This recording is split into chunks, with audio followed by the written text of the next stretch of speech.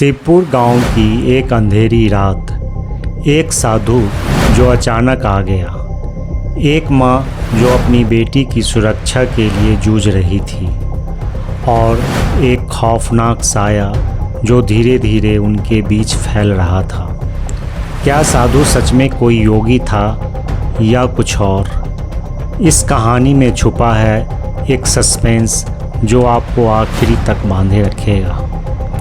नमस्कार दोस्तों, आप देख रहे हैं क्राइम केस स्टोरी, जहां हर केस एक सबक लेके आता है। दोस्तों, हम आपसे एक छोटी सी गुजारिश करना चाहते हैं, इस वीडियो को अंत तक ज़रूर देखें, क्योंकि अंत में आपको न सिर्फ इस कहानी का चौंकाने वाला सच पता चलेगा, बल्कि हम आपके साथ कुछ महत्वपूर्ण जानकारी और सुझाव साझा करेंगे जो ऐसे हालात में काम आ सकते हैं। यह जानकारी आपके लिए, आपके अपनों के लिए ढाल बन सकती है। आइए जानते हैं इस रहस्यपूर्ण रात की पूरी कहानी, जिसमें छिपा है एक सस्पेंस, एक सबक। भोपाल से लगभग 30 किलोमीटर दूर एक छोटा सा गांव है शिवपुर। यहाँ ज़िंदगी अब भी पुराने तरीके से चलती है। मिट्टी की सौंधी खुशबू, खेतों की हरियाली और हर चेहरे पर एक सादगी, मानो वक्त यहीं ठहर गया हो। लेकिन कहते हैं ना, सबसे शांत जगहों में कभी कभी सबसे बड़ा तूफान उठता है। उस शाम आसमान में काले बादल उमड़ रहे थे, हवाएं तेज थी और बारिश की बूंदें ज़मीन पे संगीत की तरह गिर रही थी। एक अकेला साधु भीगा हुआ और थका हारा गांव की एक छोटी सी झोपड़ी के पास पहुंचा।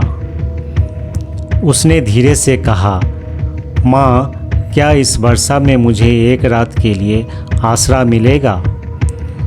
बारिश ने मेरा तन भीगा दिया है, क्या आप मुझे शरण दे सकती हैं? उस झोपड़ी में रहने वाली कुसुम देवी एक विधवा औरत थी। अपनी बेटी नंदिनी के साथ भीतर चूल्हे के पास बैठी थी। उसने साधु को ऊपर से नीचे तक देखा। केसरिया चोला, गीली दाढ़ी और आंखों में ऐसा कुछ जो साफ नहीं था, लेकिन पूरी तरह मासूम भी नहीं। कुछ पल की चुप्पी के बाद कुसुम ने धीरे से कहा, घर छोटा है बाबा, पर रात के लिए जगह है, आइए भीतर आ जाइए।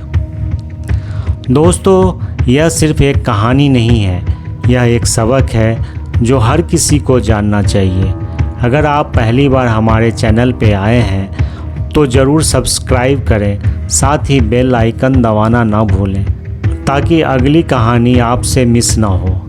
वीडियो पसंद आए तो लाइक ज़रूर करें और कमेंट में हमें बताएं कि आप हमें किस शहर से देख रहे हैं। घर में उस समय सिर्फ 2 लोग थे, एक विधवा माँ कुसुम देवी और उसकी 22 साल की बेटी नंदिनी।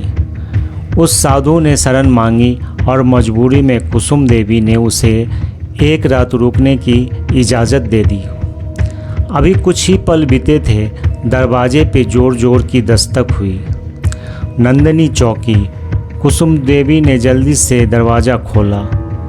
सामने एक घबराई हुई औरत खड़ी थी, चेहरे पे परेशानी साफ झलक रही थी। उसने हांफते हुए कहा, कुसुम जल्दी चल, तेरी बहन की तबीयत अचानक बहुत ख़राब हो गई है, कुछ समझ नहीं आ रहा। कुसुम देवी सुनते ही घबरा गई। उसने एक पल के लिए साधु की ओर देखा, फिर अपनी बेटी नंदिनी की ओर। मन उलझ गया, पर बहन की हालत खराब है यह सोचकर वह तुरंत ओढ़नी संभाली और जाने को तैयार हो जाती है।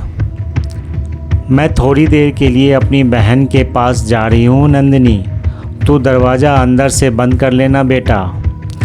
नंदिनी ने चुपचाप सिर हिलाया। कुसुम देवी दरवाजे से बाहर निकल गई। अब उस छोटे से घर में सिर्फ 2 लोग बचे थे, एक अजनबी साधु और नंदिनी। अंधेरा गहराता गया, बारिश तेज हो गई और नंदिनी के दिल में एक अनजाना डर भरने लगा। नंदिनी ने दरवाज़ा भीतर से बंद किया और खिड़की के पास बैठ गई। उसका मन बेचैन था, न जाने क्यों उस साधु की मौजूदगी उसे असहज कर रही थी। वह चुप था, लेकिन उसकी निगाहें बार बार नंदिनी की तरफ उठ रही थी। हर बार जैसे वह उसे सिर्फ देख नहीं रहा था, कुछ समझना, कुछ टटोलना चाह रहा था। कुछ देर की खामोशी के बाद साधु ने गहरी सांस ली और धीरे से बोला, बेटी नंदिनी, तुझे मालूम है तेरा शरीर ये तो जैसे किसी शिल्पकार की सबसे सुंदर रचना हो, पर इससे भी बढ़कर है तेरे भीतर की शक्ति जो तू खुद भी नहीं जानती। तेरी आँखों की चमक, तेरे मन की कोमलता, तेरे अंदर की ऊर्जा, ये सब साक्षात प्रकृति की कृति है। पर याद रख, यह शरीर केवल एक आवरण है, असली सुंदरता तो आत्मा की होती है। नंदिनी चौंकी नहीं, लेकिन अंदर कुछ हिल सा गया।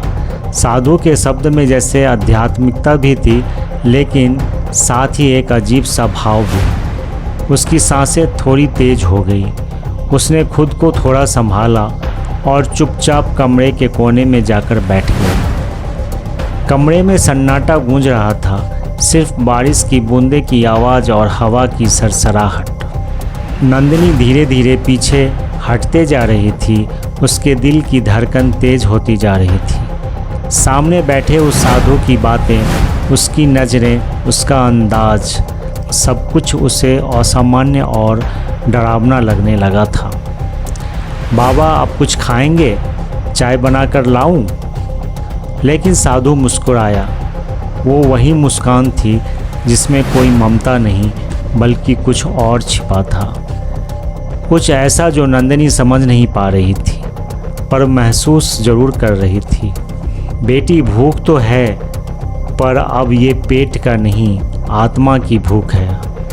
तेरी मौजूदगी ही मेरे लिए एक तपस्या है। तू समझ नहीं पाएगी, पर तेरी ऊर्जा मुझे खींच लाती है। नंदिनी का चेहरा एकदम सफ़ेद पड़ गया।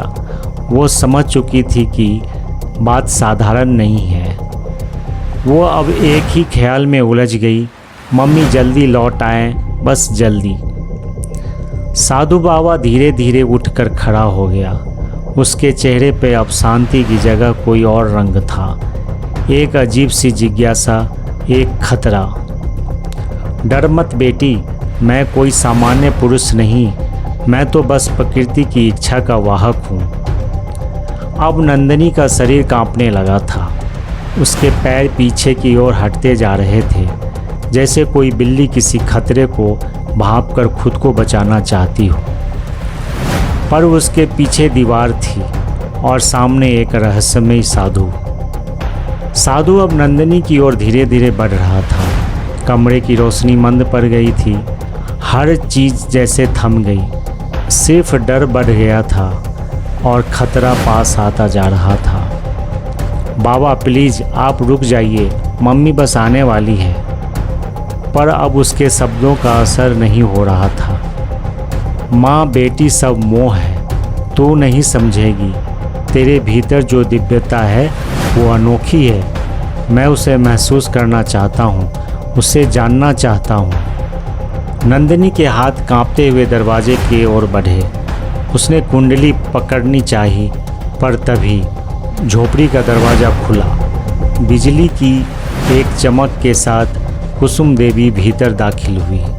भींगी हुई, घबराई हुई, उसकी आंखें एक ही झटके में कमरे का दृश्य समझने की कोशिश करने लगी।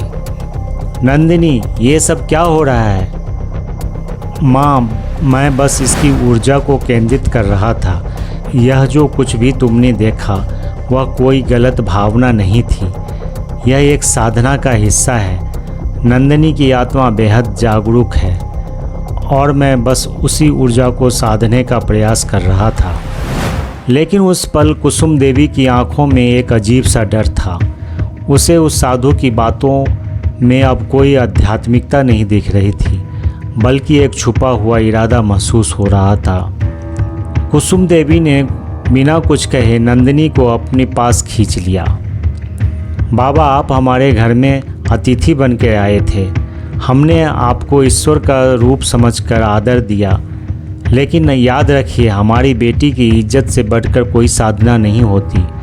अगर आप सच में साधु होते तो आपकी नज़र इतनी भटकती नहीं। कुसुम देवी की आवाज़ में डर नहीं था, बल्कि उस हर माँ का गुस्सा था जो अपनी बेटी की ओर बढ़ते हुए हर खतरे के सामने दीवार बन जाती है। वो अब साधु को बाबा नहीं, एक भेड़िया की तरह देख रही थी, जो धर्म का चोला पहनकर हवस की साधना कर रहा था। साधु कुछ पल शांत रहा, उसके चेहरे पर कोई स्पष्ट प्रतिक्रिया नहीं थी। फिर उसने सिर झुकाया और भारी आवाज़ में बोला, क्षमा करें, मेरी उपस्थिति यहाँ अब उपयुक्त नहीं। और वो धीरे धीरे दरवाजे की ओर बढ़ा। सुबह की पहली किरणें गांव की गलियों में बिखर रही थी और उनके साथ ही एक खबर भी। कुसुम देवी ने एक साधु को अपने घर से निकाल दिया। हर गली, हर चबूतरे पर कानाफूसी हो रही थी। कुछ लोग हैरान थे, कुछ लोग चुपचाप सिर झुकाकर निकल गए, जैसे किसी अनकही सच्चाई को सुनकर भी अनसुना करना उनकी आदत हो। लेकिन कुछ ने कुसुम देवी की साहस को सलाम किया। हिम्मत की है कुसुम देवी ने, आज नहीं रोकी होती तो कल किसी और की बेटी की बारी आती, किसी ने कहा। पहली बार किसी औरत ने मुंह खोला है, नहीं तो हम तो बस सहते रहें। कुसुम देवी ने डर को नहीं, इज्जत को चुना और यही उसकी जीत है। नंदिनी कई दिनों तक चुप रही, पर एक दिन उसने माँ के पास आके कहा, माँ, उस रात मैं बहुत डर गई थी, लेकिन आपकी वजह से मैं सुरक्षित हूँ। बेटी, कभी भी किसी के शब्दों में छुपे इरादों को पहचानना सीखो। हर रेशमी शब्द हमेशा पवित्र नहीं होता है। दोस्तों, एक अजनबी, चाहे वह साधु हो या सज्जन, कभी भी अंधे विश्वास के योग्य नहीं होता। रिश्ते, भरोसे और संस्कार की आड़ में कई बार छुपी होती है एक काली सच्चाई। तो दोस्तों, आप बताइए, क्या कुसुम देवी ने सही किया? क्या आज के दौर में किसी साधु पर भरोसा करना समझदारी है? कमेंट करके ज़रूर बताएं। इस कहानी का कौन सा मोड़ आपको सबसे ज़्यादा चौंकाने वाला लगा? यह कहानी सिर्फ नंदिनी की नहीं, हर उस बेटी की है जो अकेले, मासूम और निश्चल होती है और समाज से सिर्फ सुरक्षा की उपेक्षा करती है। और अब जैसा कि हमने आपसे वीडियो की शुरुआत में वादा किया था, पेश है वो कुछ कानूनी सुझाव और महत्वपूर्ण जानकारियाँ जो हर माता पिता और युवाओं को जाननी चाहिए। अजनबियों को घर में शरण देने से पहले पूरी सतर्कता बरतें, चाहे वह साधु हो या साध्वी या कोई और। सुरक्षा से बड़ा कोई धर्म नहीं होता। आईपीसी की धारा 354 ए, बी, 509 किसी भी महिला से छेड़छाड़, अश्लील इशारा या आपत्तिजनक टिप्पणी करने वाले व्यक्ति के खिलाफ सजा तय करती है। ऐसी कोई भी हरकत तुरंत पुलिस को बताना जरूरी है। अगर कोई महिला अपने को खतरे में महसूस करे तो वह 112 वुमेन हेल्पलाइन या 100 नंबर पुलिस पे कॉल कर सकती हैं। कोई भी व्यक्ति, चाहे वह धार्मिक भेष में हो या सामाजिक पहचान रखता हो, यदि उसकी हरकतें संदेहजनक या असहज करने वाली हो तो उसे अनदेखा न करें। हर महिला को यह हक है कि अपनी सुरक्षा को प्राथमिकता दें। Protection of children for sexual offence act बच्चों के यौन शोषण से रक्षा करता है।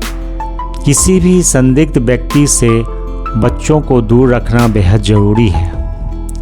कानून के तहत पीड़िता की पहचान गुप्त रखी जाती है और पुलिस को यह सुनिश्चित करना होता है कि शिकायतकर्ता को कोई मानसिक या सामाजिक दबाव न सहना पड़े। इस कहानी से हमें ये सीख मिलती है, अंधविश्वास के सामने सतर्कता और चुप्पी के सामने आवाज़ जरूरी है। अगर आप या आपके आसपास किसी को भी ऐसा अनुभव होता हो तो उसे अनदेखा ना करें। मदद मांगना डर नहीं, समझदारी होती है।